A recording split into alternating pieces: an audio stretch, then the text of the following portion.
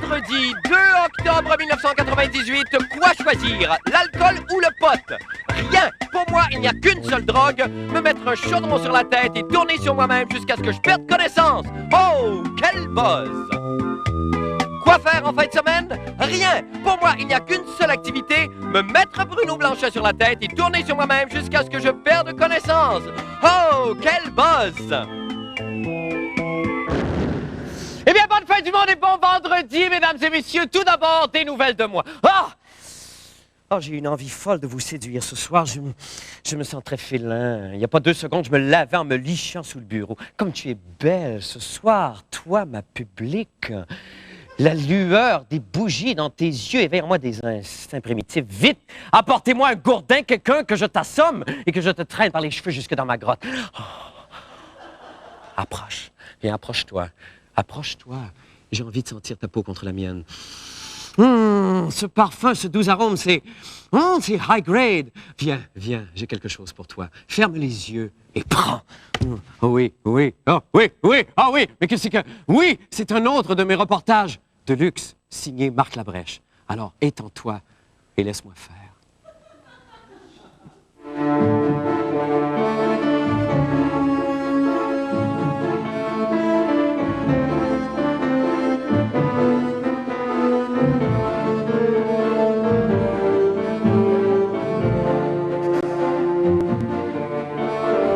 Déprimé, vous avez le moral dans les talons, vous en avez assez de votre Prozac, eh bien, faites comme nous. Pour voir la vie en rose en toutes circonstances, utilisez l'hélium.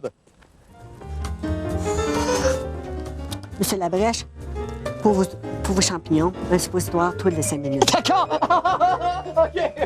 Comme ça, vraiment, ça va si mal que ça, monsieur? Monsieur Labrèche, si je t'avoue, je déclarerais faillite. Ah, toutes mes sympathies, Sophie, c'est épouvantable. Je l'ai appris ce matin même. Il est parti assez vite, là. Oui, je sais. Bonjour, je m'appelle Marc Labrèche. Bonjour. Et je suis alcoolique. Je sais pas qu'est-ce que t'as depuis quelque temps, mon amour. T'es plus tout à fait la même. Aurais-tu quelque chose à me dire? J'ai une aventure avec un autre homme. Vous avez eu les tests de l'échographie, docteur, j'imagine? Et il vous reste 2 mois à vivre. Ah, quelle magnifique journée!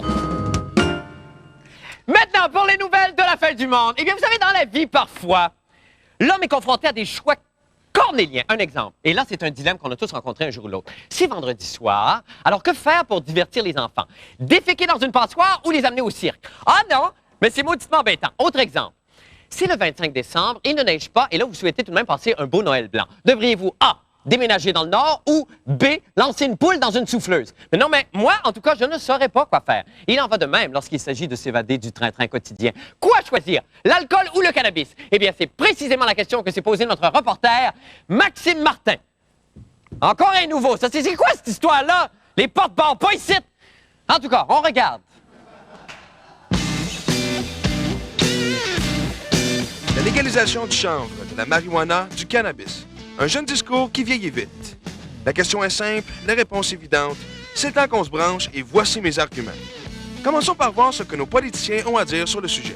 Je pense pas qu'on puisse parler d'ouverture d'esprit avec les gouvernements quand on parle de drogue ou de chanvre, cannabis, etc. Le chanvre est une plante qui pousse naturellement au Québec, qui devrait et qui pourrait être exploitée à diverses fins. Et ce qu'on veut, c'est simplement que ce produit-là, cette plante-là, soit elle-même libre de pousser et que les gens en usent en fonction de leurs propres intérêts. C'était plutôt exceptionnel de parler de marijuana dans cette enceinte-là, qui est la Chambre des communes, mais j'ai osé le faire parce que je me suis rendu compte qu'il y a des malades, il y a des gens qui sont venus dans mon bureau qui m'ont dit « Écoute Bernard, moi je fume mon joint à tous les soirs, je suis atteint du sida, mais la loi m'interdit de le faire, je risque d'avoir 6 mois d'emprisonnement puis 1000 piastres d'amende. » Donc, je pense que ça n'a pas de bon sens. La loi actuelle est complètement en dehors de la nouvelle réalité. Bon, le côté politique est réglé. Next, demandons la permission à la police. Lequel qui est le plus dur à arrêter? Un gars sous ou un gars gelé sur le pot? C'est pas trop des individus. Un gars qui est bien sous, ça va être plus difficile. Tu sais, d'un gars qui est gelé sur le pot. Parce que le pot, c'est le moindre de la drogue, c'est moins pire. Alors si je commence la phrase et je dis « On s'enroule-tu un gros », vous la concluez en disant quoi? C'est votre choix. Ouais. Une autre question importante. Au point de vue santé, c'est quoi les conséquences? Bon, à long terme, si mettons on a quelqu'un qui fume tous les jours pendant 20 ans ou quelqu'un qui boit tous les jours pendant 20 ans, dans 20 ans, laquelle qui est plus en forme? Celui qui fume depuis 20 ans va être probablement un petit peu... physiquement, il va être relativement en forme s'il en fume pas trop, s'il n'a pas les poumons trop touchés. Par contre, il va peut-être être un peu déprimé, un peu démotivé.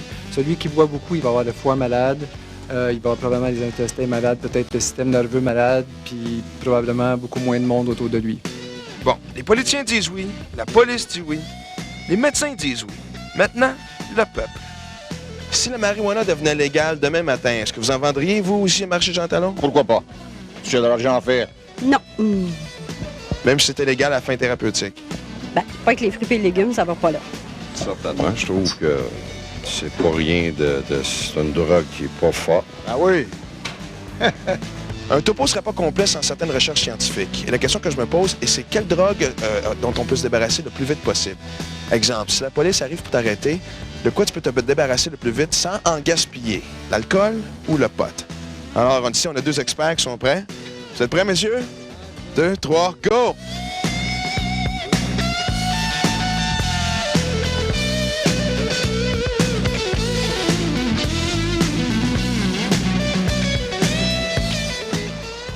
T'es rendu où, toi? Alcool ou marijuana? On connaît les malheurs du premier. C'est peut-être le temps d'essayer le deuxième. Une chose est sûre, si on leur laisse entre les mains, la question est loin d'être réglée. Hey, Maxime Martin, bienvenue à la fin Comment du ça monde. va? Ça va très bien vous-même. J'ai passé par la craque des portes. Oui, c'est ça. Hey, Maxime, d'abord, le pot est légal dans certains pays d'Europe. On le sait, Amsterdam, entre Exact, autres. très reconnu. OK. Il y a eu ici, à Vancouver, c'est ça que tu me disais, à Vancouver, pendant un été de temps, on a légalisé le pot. À titre d'essai, j'imagine? Ben, légaliser, c'est une façon de le dire. En fait, si tu ne pouvais pas être condamné pour possession ou, en fait, possession simple. OK. Alors, tu ne veux pas vraiment vendre, tu ne veux pas vraiment en acheter, mais si tu te promènes dans la rue avec ton joint, la police n'avait pas le droit de t'arrêter. OK. Puis, est-ce qu'on n'a pas de résultats de cette étude-là? Ça n'a pas encouragé les politiciens de le... Ils ont oublié quelque chose à quelque part. Non. C'est quoi qu'on faisait encore comme étude? Non, mais donc, on ne sait pas vraiment si ça a mené quelque part, cette étude-là, et on ne sait pas plus si les Canadiens, ou en tout cas les Québécois, probablement, seraient prêts ou non à la population. Je parle d'opinion publique, là. Moi, ce que j'ai ressenti en parlant à tous ces gens-là, et que, bon, point de vue médical, ça a l'air d'être positif du côté, positif, en tout cas, c'est moins nocif de fumer du pot que de prendre de l'alcool. Les politiciens ont l'air de s'entendre pour dire que ce serait peut-être, point de vue économique, thérapeutique, ce serait bonne chose à faire. Ouais. La police, sans le dire ouvertement, parce que Dieu sait qu'ils sont, tu sais. Non, puis il faut pas, Mais- on sait bien. Mais On non. a l'air de vouloir dire aux autres ici qu'à quelque part, ce serait plus, comme le policier l'a dit, c'est plus facile d'arrêter quelqu'un qui est gelé que quelqu'un qui est sous. Donc, c'est sûr que il y aurait de moins de violence. OK. De toute façon, là, on a découvert dernièrement, ça fait 2-3 ans qu'on sait que 2-3 vins rouges par jour, c'est bon pour nos artères. Ça vient d'elle. Alors, peut-être qu'éventuellement, thérapeutiquement, on va trouver une raison pour légaliser le pot, puis ça va peut-être venir plus vite qu'on pense. On sait Moi, je jamais. suis prêt à faire des essais. Oui, je sais ça. Merci beaucoup, Maxime Merci. Martin. Ça a été une joie, vraiment. Oui, mais moi, très j'ai particulier, hein? bien aimé ça me promener dans les champs. Oui, j'imagine. On s'en va faire une petite pause et on revient avec d'autres nouvelles. Restez avec nous. Et parfois, je me surprends à me regarder dans le miroir et, bon, je constate l'usure du temps. Malgré les soins, les crèmes, la liposuction et la simple succion, j'ai vieilli. Cela a tout de même de bons côtés. Ainsi, je peux maintenant distraire les enfants avec mon fameux jeu face de labyrinthe. Regardez. Ah! Alors, vous partez d'ici et vous avez 5 minutes pour vous rendre de l'autre bord. C'est le fun, hein? Non, mais ça, c'est jamais aussi le fun que le pire moment de la semaine. Cette petite capsule qui fait dire aux téléspectateurs « Gérard, donne-moi un coup de poing dans la face, je suis plus capable! » Et cette semaine, ce disgracieux moment nous a été aimablement fourni par...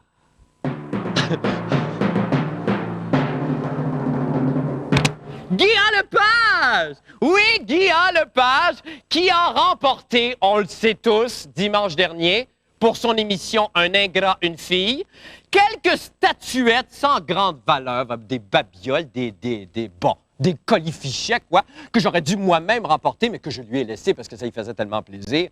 Puis le pauvre, de toute façon, c'est tout ce qu'il y a dans la vie, pauvre Guillaume. Tandis que moi, non, mais coudonc, moi, j'ai quand même mon jeu face de labyrinthe. Alors, bref, comme je suis bon prince, j'ai accepté qu'il poursuive ici même son marathon d'interminables lichages de derrière. questions. Alors, je voudrais tout d'abord remercier ma conjointe Louise et mon fils Théo qui m'endurent pendant mes absences quand je suis à la maison et quand je suis pas là aussi. Un mot aussi pour Lise Payette, une grande dame qui, depuis hier, est devenue ma maîtresse à penser. Ça a été une révélation pour moi, mesdames, messieurs, car jusque-là, j'avais jamais soupçonné à quel point les dames de cœur et les machos avaient influencé mon écriture. Non, écoute, on ne reviendra pas là-dessus. Vous avez gagné, c'est correct. Peut-être que l'année prochaine, on gagnera. Peut-être pas non plus. il va Vous avez gagné 4 Gémeaux. pas de chance. Un compliment, Colin. Tente ta chaise. Pas capable de m'asseoir là-dessus. C'est possible. Attention, le petit gars. Non, c'était Oui, c'est mon ami. Oui. Non, sérieusement, c'était encore une misère. Et ça, bravo. Alors, c'est vendredi, et comme moi, vous vous dites sûrement, non, c'est fini, plus jamais je ne remplacerai mon bidet par une puissante catapulte afin de propulser mes invités nu-fesses à trois coins de rue. Afin d'économiser en papier hygiénique. Oh, bravo! Elle était réussie, celle-là. Alors, pour d'autres activités à éviter, écoutons les judicieux conseils de notre ami Bruno Blanchet et sa chronique « Quoi ne pas faire en fin de semaine ?» Bonsoir, Bruno. Bonsoir, Marc. Comment allez-vous? Ça va très bien, toi? Très bien, merci. Oui, ça va bien. Écoute, l'automne est déjà arrivé. Oui, on le sait. Et il y a des gens que ça réjouit. C'est le temps des pommes, le temps d'aller se promener dans la forêt avec son amoureuse ou enfin d'y aller tout seul. Et ça se peut que dans la forêt, justement, ils vous prennent soudainement une envie d'uriner, comme on peut le voir sur l'écran en ce moment, probablement. Et voilà! Alors, faites bien attention quand vous urinez en forêt sauvage, ça pourrait attirer un homme grenouille perdu qui cherche une rivière. Ne paniquez pas, offrez-lui une cigarette. Il explosera.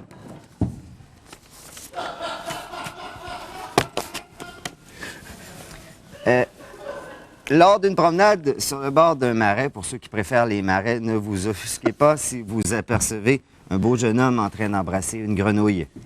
C'est un prince de conte de fées gay.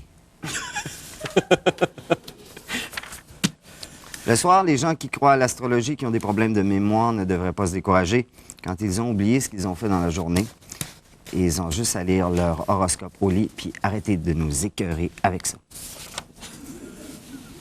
Dans une foule, il ne faut pas être surpris de soudainement se faire pointer par un gros doigt quand on est habillé comme Charlie. Vous savez, malgré ce qu'on dit, l'amour ne fait pas toujours des miracles. Par exemple, deux aigrolles, même très amoureux, ne feront jamais de petits bébés aigrolles. Hey, Maino, c'est pas c'est open. C'est open. Merci beaucoup. Merci beaucoup.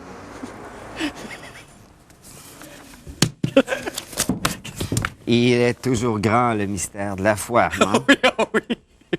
D'ailleurs, on en a eu quelques exemples cette semaine, alors qu'à Stockholm, en Suède, il y a des gens qui ont tenté de dépeindre Jésus en travesti, et à New York, il a tenu le rôle d'un homosexuel dans une pièce de théâtre. En dépit de ces dernières tentatives, on se demande toujours la question, et si Jésus avait été en caoutchouc? J'ai un exemple. Ici, un petit Jésus, si tu veux bien tenir son petit bras comme ça. Oui. Alors, si Jésus avait été en caoutchouc, on aurait eu des maudites drôles de croix. Et l'autre question qu'on se pose naturellement, c'est et si les Romains, eux, avaient cru que Jésus était en caoutchouc, qu'est-ce qui se serait passé?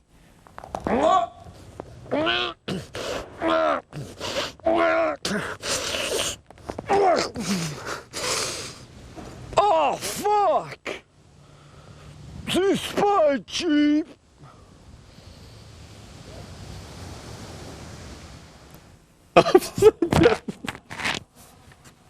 C'est comme ça que ça se termine. Oui. Merci infiniment, Bruno. Merci beaucoup, Marc. Merci beaucoup et bon Merci. week-end. Merci. On s'en va faire une petite pause et on revient avec la fin du monde en bref. Restez avec nous. La fin du monde en bref. L'Union des artistes est en colère. Le président Pierre Curzi, le boy toy de Marie Tifo, a en effet fait savoir au réalisateur américain Mike Nichols qu'il ne comprenait pas pourquoi celui-ci avait refusé de distribuer au Québec une version du film Primary Colors, ou Couleurs primaires, doublée par des comédiens québécois.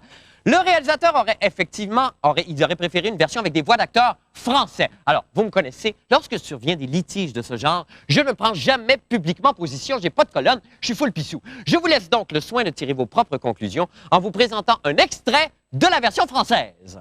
Je vais faire une chose vraiment incroyable et inédite. Je vais dire la vérité. Je sais ce que vous vous dites. Vous vous dites, il doit vraiment être aux abois pour faire ça. Mais si vous aviez avalé autant de merde, d'immondices... Oh, vous pouvez dire merde, on est classé X. Oui. Moi aussi, si vous croyez ce qu'ils ont imprimé.